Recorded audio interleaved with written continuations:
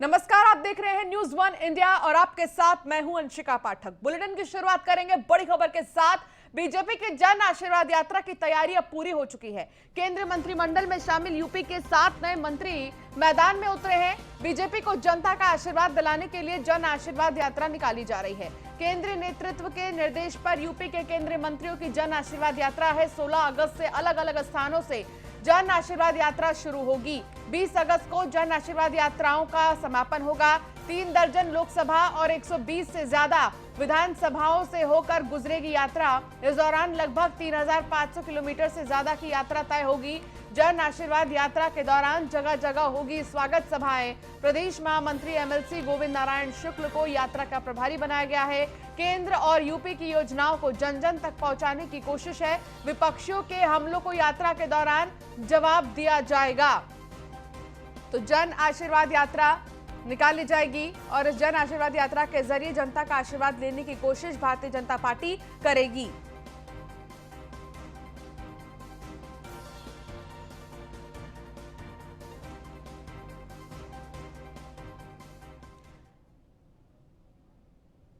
चलिए अब आपको ग्राफिक्स के जरिए बताते हैं आखिर किस नेता की कहां से कहां तक यात्रा होगी।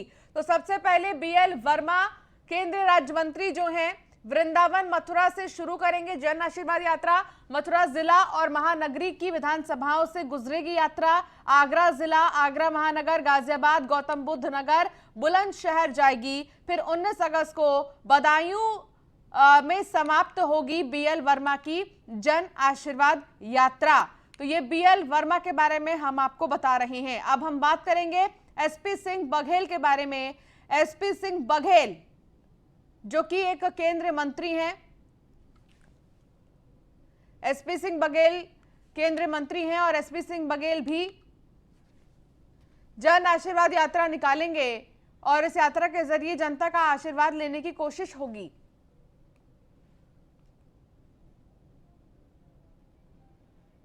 तो एसपी सिंह बघेल की अगर हम बात करें तो 18 अगस्त को फिरोजाबाद से शुरू होगी ये यात्रा। फिरोजाबाद से चलकर मथुरा में होगा यात्रा का समापन। एसपी सिंह बघेल की अगर हम बात करें तो फिर इसके बाद भानु प्रताप वर्मा जो कि केंद्रीय मंत्री हैं, भानु प्रताप वर्मा, उनका भी जन आशीर्वाद यात्रा है।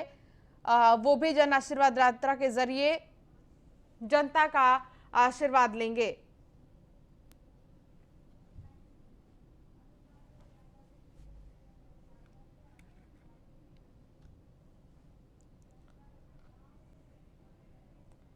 तो आलोक मालवी हमारे संवाददाता, कृष्णा हमारे संवाददाता और हमारे एसके वाजपेयी संवाददाता जुड़ गए हैं तमाम जानकारी के लिए। एसके वाजपेयी, सबसे पहले तो आपसे समझना चाहेंगे कि आखिर इस जन आशीर्वाद यात्रा का उद्देश्य क्या है, क्या संदेश भारतीय जनता पार्टी देना चाहती है?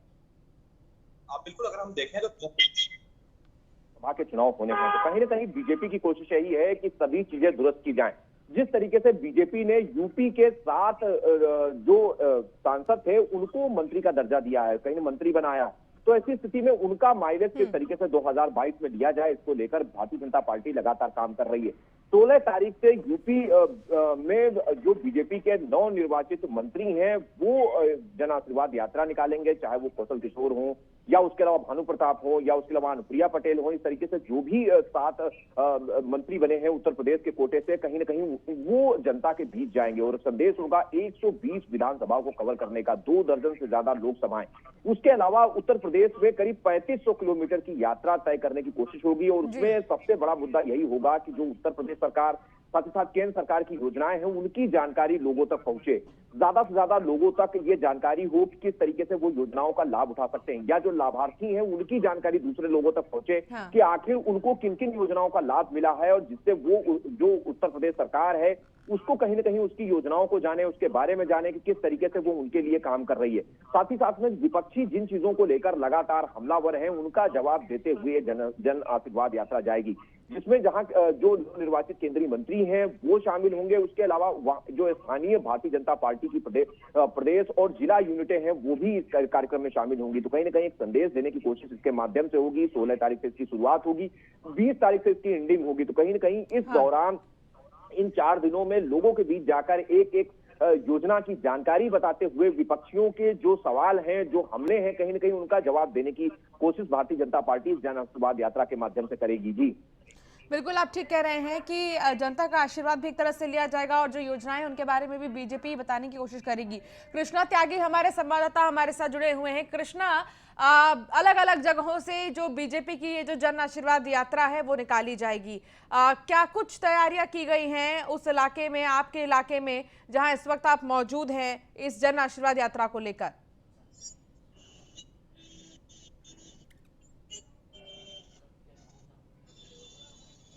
कृष्णा, क्या आप तक हमारी आवाज पहुंच रही है? आलोक मालवीय भी हमारे संवाददाता हमारे साथ जुड़े हैं। आलोक मालवीय, जन आशीर्वाद यात्रा की शुरुआत 16 अगस्त से हो जाएगी और इसके बाद ये सिलसिला चलता ही रहेगा। क्या लगता है जो विपक्षी हैं उनके जो हमले हैं, सरकार एक तरह से इस यात्रा के जरिए इन्हें जवाब भी दे सकती है? जी बिल्कुल, देखिए जो जन आशीर्वाद यात्रा है उसको लेकर ओबीसी वोट बैंक को अपने पक्ष में करने का प्रयास भारतीय जनता पार्टी कर रही है। संगम नगरी प्रयागराज में सांसद और मंत्री अनुप्रिया पटेल जो कि अपना दल की हैं, वह यह यात्रा लेकर संगम नगरी में प्रवेश करेंगी। उनके जो विधानसभा है, उनके एक जो प्रत्याशी हैं वो विधायक है जमुना प्रसाद सरोज, वो उस विधानसभा में प्रवेश करेंगे और उसके साथ ही वो कोशिश करेंगे कि जो प्रयागराज की 12 विधानसभाएं हैं उनमें से 5 विधानसभाओं को कवर करें। 5 विधानसभाओं को कवर करने के साथ ही जो ओबीसी वोट बैंक है उस पर सेंध लगाने की कोशिश करेंगे और उन्हें अपने पक्ष में करने का प्रयास करेंगी। इसके साथ ही यहाँ इनके स्वागत की विशेष तैयारी की गई है। स्वागत करते हुए वो पूरे विधानसभा में घूमेंगे, उसके बाद मिर्जापुर जिले में जाएंगी जहां पे रास्ते भर उनका स्वागत होगा और इसमें पूरा समर्थन जुटने की उम्मीद है और कहा जा रहा है कि यह जन आशीर्वाद यात्रा अनुप्रिया पटेल की काफी विशेष यात्रा होने वाली है और प्रयागराज से उनका जो विधायक है वह भी इसमें शामिल होगा और जमुना प्रसाद सरोज इस यात्रा में शामिल होंगे और उनको मिर्जापुर तक ड्रॉप करने के लिए भी जाएंगे। इसके साथ जो भारतीय जनता पार्टी की जिला इकाई है वह भी इसके लिए तैयारी कर ली है। इसके लिए मंत्री रवि केसरवानी को प्रमुख बनाया गया है जो कि बैठक करेंगे जूम मीटिंग के द्वारा और सभी को निर्देशित करेंगे कि किस तरह से इस यात्रा को जन जन तक पहुंचाया जाए और भारतीय जनता पार्टी की रीतियों और नीतियों को जनता को बताया जाए और जनता को बताने जाने के साथ ही उनका जो वोट बैंक है वो हासिल किया जाए। इसके साथ ही जो प्रदेश में जितनी भी योजनाएं चल रही हैं उन योजनाओं को भी जन जन तक पहुंचाने की अपील इस जन आशीर्वाद यात्रा में की जाएगी और विकास का जो पहिया उत्तर प्रदेश में पूरी तरह से घूम रहा है उस पहिए को जन जन तक दिखाने का, समझाने का प्रयास इस यात्रा के द्वारा किया जाएगा। तो राजनीतिक रूप से काफी विशुद्ध यह यात्रा मानी जा रही है। जी बिल्कुल, राजनीतिक लिहाज से अगर हम देखें तो बेहद ही ज्यादा ये बहुत ही महत्वपूर्ण यात्रा हम कह सकते हैं और क्योंकि लगातार विपक्षी तमाम चीजों को लेकर सरकार पर निशाना साधते आए हैं तो एक तरह से उन्हें जवाब भी सरकार दे सकती है इस यात्रा के जरिए। हमारे साथ कृष्णा त्यागी जुड़े हैं। कृष्णा त्यागी, आगरा से जो यात्रा निकाली जाएगी, कौन से ऐसे मुद्दे होंगे जिस पर सरकार जवाब देगी, कौन सी ऐसी योजनाएं होंगी जिनको लेकर सरकार जनता तक जो इंफॉर्मेशन है वो पहुंचाने का काम कर सकती है इस यात्रा के जरिए? इस प्रकार जन आशीर्वाद यात्रा निकालने का कार्य किया गया है वो निश्चित तौर से एक बीजेपी सरकार के लिए एक बहुत ही महत्वपूर्ण मुद्दा रहेगा। इसमें इसी यात्रा के माध्यम से जन जन तक सरकार के माध्यम से जो भी सरकारी योजना है, सरकारी विभाग से संबंधित जो भी कार्यशैली है उसको लेकर बताया जाएगा। विपक्षी लगातार जिस तरह से सवालों निशान खड़ा कर रहे हैं उनके बारे में भी इस यात्रा के माध्यम से उन लोगों को समझाने का काम किया जाएगा। लेकिन लगातार जिस प्रकार ये जन आशीर्वाद यात्रा जिस तरह से निकाली गई है 2022 के चुनाव में इस यात्रा का अहम रोल देखने को मिलेगा। इस यात्रा के माध्यम से बीजेपी सरकार को काफी महत्वपूर्ण फायदे होंगे क्योंकि जन जन तक इस चीज को सरकारी योजना का लाभ सरकारी लोगों तक उनके बारे में जानकारी देने का कार्य सरकार इस यात्रा के माध्यम से किया जाएगा। तो निश्चित तौर से जन आशीर्वाद यात्रा एक आगरा वासियों के लिए और जहाँ जिस तरह से विधानसभा में जिस तरह से निकाली जाएगी, यहाँ पर 18 तारीख से एसपी बघेल फैजाबाद की जन यात्रा शुरू करेंगे तो निश्चित तौर से लोगों के लिए और 2022 के चुनाव को लेकर बहुत ही अहम रोल देखा जाएगा। बिल्कुल, एस के वाजपेयी भी हमारे साथ जुड़े हुए हैं। एस के वाजपेयी, भारतीय जनता पार्टी एक मजबूत स्ट्रेटेजी बनाती है और कहा जाता है कि एक ऐसी पार्टी है जो सिर्फ चुनाव के दौरान ही नहीं बल्कि 365 डेज चुनावी मोड में रहती है।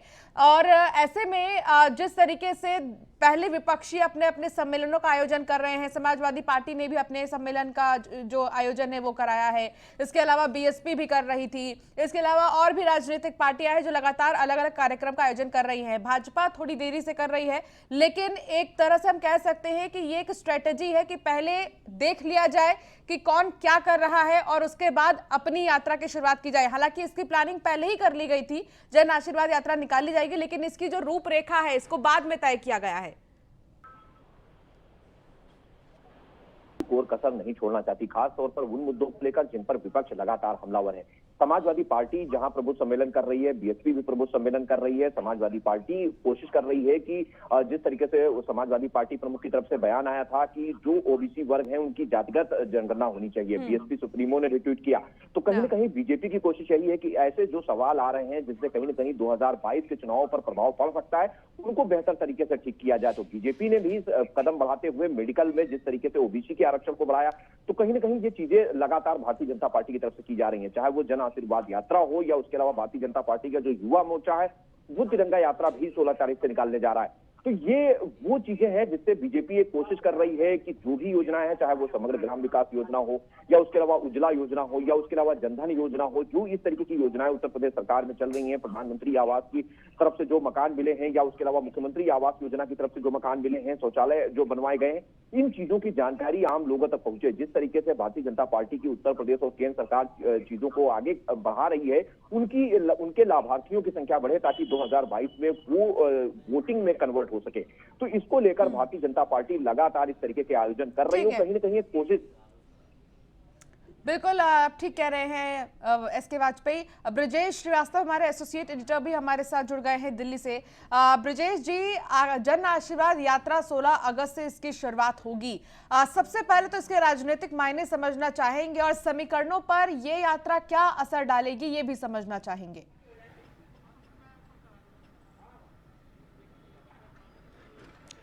देखिए, सबसे बड़ी बात यह है कि जिस तरीके से अब चुनाव को बेहद ही कम वक्त बचा है, बीजेपी अपने सभी जो है जितने भी हथकंडे हैं उसे अपनाना चाहती है, जितने भी अपने अस्त्र हैं उनका इस्तेमाल करना चाहती है। और सबसे बड़ी बात यह है कि उत्तर प्रदेश के 7 मंत्रियों को केंद्र में जो है 7 सांसदों को केंद्र में मंत्री बनाया गया है और 7 अलग अलग जातिगत समीकरणों को साधते हुए नजर आ रहे हैं। और ऐसे में जन आशीर्वाद यात्रा इसी कास्टेज फैक्टर को साधने की एक बड़ी कोशिश है। सबसे बड़ी बात यह, संसद में किस तरीके से इन मंत्रियों का परिचय नहीं होने दिया, इसको मुद्दा बना करके अब जन आशीर्वाद यात्रा के जरिए जो है लोगों को इंट्रोड्यूस करने की कवायद है। लेकिन इसके पीछे अपने आप में उस तमाम बड़े वोट बैंक को साधने के, आप देखिए, चाहे वो धनगढ़ हो, चाहे वो कुर्मी हो, चाहे वो सी हो, चाहे वो ब्राह्मण हो, मतलब एक तरह से ओबीसी और सवर्ण और इन सभी और अनुसूचित जाति, इन सभी सेगमेंट को साधने के लिए अलग अलग क्षेत्रों से मंत्री बनाए गए हैं। और वो सभी मंत्री 16 तारीख से लेकर 19 तारीख तक, यानी पूरब से पश्चिम को मिलाने वाली ये पूरी यात्रा करेंगे। दिल्ली से यात्रा शुरू होगी और जो भी सांसद जिस क्षेत्र से आता है उसके आसपास के 4-5 संसदीय क्षेत्रों, यानी कि 200-300 किलोमीटर लंबी जो दूरी होगी वो उसको तय करेगा और सभी संसदीय क्षेत्रों में जा करके वो प्रचार प्रसार करेगा और सरकार की नीतियों से अवगत कराएगा और ये बताएगा कि आखिर किस तरीके से विपक्ष ने हम सब का अपमान किया है, एक बड़ी कम्युनिटी का अपमान किया है और किस तरीके से सरकार आम जन के लिए काम कर रही है। तो कोशिश यही है कि इस जन आशीर्वाद यात्रा के जरिए वो माहौल तैयार करने की कोशिश की जा रही है। आपको याद होगा, इससे पहले हरियाणा के चुनाव में भी जन आशीर्वाद यात्रा, जिसमें खट्टर ने जो है, मनोहर लाल खट्टर ने ये जन आशीर्वाद यात्रा निकाली थी जो है, तो ये अपने आप में जनता का आशीर्वाद लेने के लिए, उस सियासी समीकरणों को साधने के लिए ये यात्रा बेहद ही महत्वपूर्ण है। और इसीलिए उस इलाकों के जितने भी संसदीय क्षेत्र पड़ेंगे वहां के सभी बहुत से राजनीतिक मायने हैं और साथ ही समीकरण पर भी इसका अच्छा खासा असर पड़ सकता है। ये हम कह सकते हैं। ब्रजेश जी, बहुत शुक्रिया आपका इस तमाम बातचीत और जानकारी के लिए। कृष्णा त्यागी, आपका भी बहुत शुक्रिया। एसके वाजपेयी, बहुत शुक्रिया आपका भी हमारे साथ जुड़ने के लिए। करेंगे बड़ी खबर की ओर, गोरखपुर से है जो सामने आ रही। सीएम ने लगाया जनता दरबार, सीएम ने सुनी जनता दरबार में फरियादियों की समस्या। जनता दरबार में दूर दराज से पहुंचे फरियादी, सीएम योगी ने संबंधित अधिकारियों को दिए निर्देश, जल्द से जल्द समस्याओं का हो निस्तारण। 2 दिवसीय गोरखपुर दौरे पर है सीएम योगी। तो वहीं मंदिर भ्रमण के दौरान उत्तर प्रदेश के मुख्यमंत्री योगी आदित्यनाथ ने पालतू जानवर गुल्लू को प्यार दुलार किया। बता दें कि उत्तर प्रदेश के मुख्यमंत्री योगी आदित्यनाथ जानवरों से काफी लगाव रखते हैं, जिसका जीता जागता उदाहरण गया गुल्लू है। तो ये तस्वीर आप देखिए, बेहद ही ज्यादा खुश कर देने वाली ये तस्वीर है, जहां मुख्यमंत्री योगी आदित्यनाथ का जानवर प्रेम इसमें नजर आ रहा है कि वो कितने बड़े एनिमल लवर हैं। उनको जानवर बहुत पसंद हैं, वो गायों के साथ भी समय बिताते हैं, गायों को चारा खिलाते हैं। और अब यहाँ पर आप उनके इस पालतू डॉगी को देख सकते हैं, जिसमें वो खेलते हुए नजर आ रहे हैं उससे। हरेंद्र दुबे हमारे संवाददाता हमारे साथ जुड़ गए हैं। हरेंद्र, जनता दरबार पहुंचे मुख्यमंत्री, उन्होंने फरियादियों की समस्या सुनी, लेकिन एक जो बेहतरीन तस्वीर वहां से सामने आई, जिसका जिक्र हर कोई कर रहा है, वो है मुख्यमंत्री योगी आदित्यनाथ का एनिमल लव, जो वो अपने डॉगी के साथ खेलते नजर आ रहे हैं, जो ये दिखाता है कि वो कितने मिलजुल कर रहने वालों में से हैं। हम बताना चाहेंगे कि उत्तर प्रदेश के मुख्यमंत्री योगी आदित्यनाथ हमेशा सभी लोगों से मिलनसार हैं। यहाँ तक जानवरों से बहुत लगाव रखते हैं, चाहे गाय हो या उनके पालतू डॉग हो, सभी को अपना प्रेम बरसाते रहते हैं। सभी लोग उनके प्रेम के लिए अभिभूत भी रहते हैं। साथ ही साथ बताना चाहेंगे कि उत्तर प्रदेश के मुख्यमंत्री आज जनता दर्शन कार्यक्रम लगाए। जनता दर्शन कार्यक्रम में सैकड़ों फरियादियों की फरियाद उन्होंने सुनी और संबंधित अधिकारी को दिशा निर्देश दिया कि तत्काल इस मामले की सुनवाई होकर के मामले का निस्तारण किया जाए। यही नहीं, कुछ अधिकारियों को फटकार भी लगाई है। उन्होंने कहा कि छोटे छोटे मामले मुख्यमंत्री के जनता दर्शन कार्यक्रम में आते हैं, इस पर रोक लगाई जाए। चलिए, बहुत शुक्रिया हरेंद्र दुबे इस तमाम जानकारी के लिए। तो वहीं बलिया में सीएम योगी ने कड़े शब्दों में अधिकारियों को निर्देश दिया है, बाढ़ प्रभावित क्षेत्रों में सुरक्षा के लिए महिला आरक्षियों की व्यवस्था हो, नदी में क्षमता से अधिक यात्रियों को लेकर नाव से न जाए, जनधन हानि को रोकना प्रथम प्राथमिकता है, नदी से कटान की संभावना है तो तत्काल रोकने का प्रयास करें, बाढ़ के समय और बाढ़ बीतने के बाद लोगों का ख्याल रखें, बाढ़ प्रभावित क्षेत्रों में लोगों को ताजा और बढ़िया खाना दिया जाए, आवश्यक वस्तुओं की किट भी तत्काल पीड़ितों तक पहुंचाई जाए। हर बाढ़ प्रभावित व्यक्ति को 10 किलो आलू, 10 किलो चना भुजा हुआ, 10 किलो चावल और 10 किलो आटा जनप्रतिनिधियों के लिए व्यवस्था। एनडीआरएफ और एसडीआरएफ के जवानों की तैनाती भी की गई है।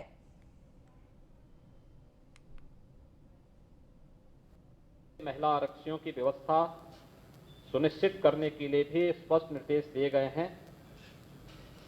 पशुपालन विभाग को पशुओं के लिए चारे की व्यवस्था, टीकाकरण की व्यवस्था और अन्य कार्यों के लिए भी हिदायत दी गई है और सिंचाई विभाग को भी यह स्पष्ट हिदायत दी गई है कि वह सुनिश्चित करें कि जो नदी के करंट से कटान की संभावना दिख रही है, वहां पर कटान अवरोधक कार्य अविलंब वे लोग प्रारंभ कर सकें। हर हाल में जनधन की हानि को रोकना।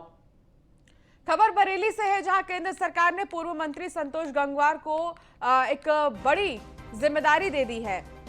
केंद्र सरकार ने पूर्व मंत्री संतोष गंगवार को बड़ी जिम्मेदारी दी। लोकसभा की फाइनेंशियल कमेटी के चेयरमैन बने संतोष गंगवार। तो लोकसभा की फाइनेंशियल कमेटी के चेयरमैन बने संतोष गंगवार। विधानसभा चुनाव से पहले केंद्र सरकार ने नई जिम्मेदारी दे दी है। पूर्व केंद्रीय मंत्री और बरेली से सांसद हैं संतोष गंगवार। कमेटी सार्वजनिक क्षेत्र के उपक्रमों के लेखा जोखा की निगरानी करती है। लोकसभा के ज्वाइंट सेक्रेटरी आरसी तिवारी ने पत्र जारी कर घोषणा की, को भारत सरकार के सार्वजनिक क्षेत्र के उद्यम Coal India Limited, Indian Oil Corporation भेल लिमिटेड और भेल इंडिया, भारत पेट्रोलियम, इसके साथ ही ONGC समेत सरकारी संस्थाओं के आय व्यय की निगरानी करेंगे। तो लोकसभा के जॉइंट सेक्रेटरी RC तिवारी ने पत्र जारी कर इस चीज की घोषणा की है। खबर प्रयागराज से, जहां संगम नगरी के बाढ़ राहत शिविरों का हाल काफी खराब है। गंदगी से शरणार्थियों को भारी दिक्कतों का सामना करना पड़ रहा है। छोटा बगाढ़ा के 1000 घरों को गंगा ने अपने आगोश में ले लिया है। बिजली ना होने से उमस भरी गर्मी में बाढ़ से शरणार्थियों को परेशानी हो रही है। तो बिजली ना होने से उमस भरी गर्मी से लोगों को परेशानी हो रही है। हाल बेहाल है राहत शिविरों का। जो लोग बाढ़ से परेशान थे, जिनके घर डूब गए हैं बाढ़ के कारण, उनको राहत शिविरों तक पहुंचाया गया, लेकिन यहां पर हाल बेहाल है। अभी तो लगाई गई बाढ़ पीड़ितों की सहायता के लिए, जैसे सुबह से इनको नाश्ता, फल, दूध, लाई, चना, गुड़, दूध, ये सारी व्यवस्था की गई। करीब 126 परिवार रहता है एनी बेसेंट में और 534 सदस्य हैं। उन सबको हम लोग सुबह से लेकर के 10 बजे के बीच तक नाश्ता बांट दिए। अभी लंच आया है तो अभी लंच प्रोवाइड करेंगे और इनके और भी सारी सुविधाओं के लिए कि इनको पानी की समुचित व्यवस्था हो, बिजली की व्यवस्था हो और दवा वगैरह अगर किसी को जरूरत हो तो वो भी। कुछ लोगों की शिकायत है खाना थोड़ा सा गड़बड़ा रहा है, तो क्या इसके लिए क्या कर रही हैं आप लोग? हाँ, तो तुरंत उसको रोका गया। और चलिए, इस बुलेटिन में फिलहाल इतना ही। आप बने रहिए न्यूज़ 1 इंडिया के साथ। नमस्कार।